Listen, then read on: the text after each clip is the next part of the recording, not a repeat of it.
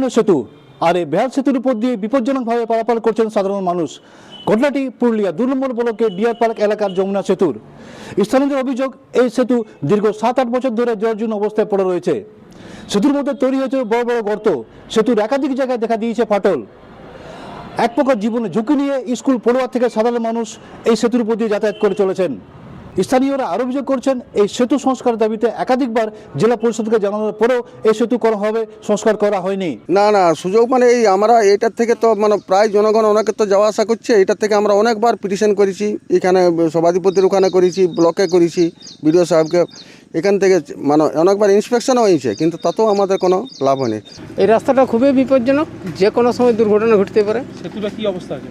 সেতুটার বেহাল দশা, আপনারা তো দেখতেই পাচ্ছেন, জল দাঁড়ায় আছে, ভাঙিয়ে আছে, তার মধ্যে ভাসিয়ে আছে সেতুটা।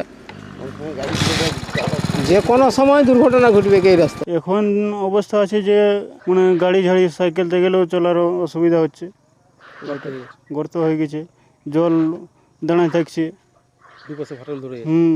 ফাটল ধরে গেছে, এমনকি পেরাবার জল বেশি হয়ে গেলে পেরাও যাওয়া নাই।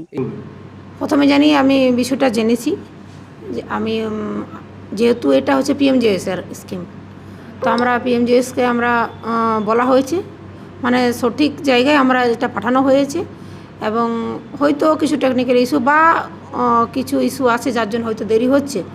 এখন ইমিডিয়েট যে বর্ষায় যাতে তাদের কিছু অসুবিধা না হয় তার জন্য আমাদের থেকে যদি আমরা দেখা যাক, আমরা কিছু একটা করার ব্যবস্থা অবশ্যই করব। অন্যদিকে মুখ্যমন্ত্রীর দপ্তরেও এই বিষয়ে জানানো হয়েছে, কিন্তু তারপরেও এই সেতু কোনোভাবে সংস্কার করেনি বলে অভিযোগ করছেন স্থানীয় বাসিন্দারা। আগামী দিনে এই সেতু কবে সংস্কার করা হয় সেদিকে তাকিয়ে এই এলাকার মানুষজন। আমার শহর পুরুলিয়া থেকে শওকত আলী, কলকাতা টিভি।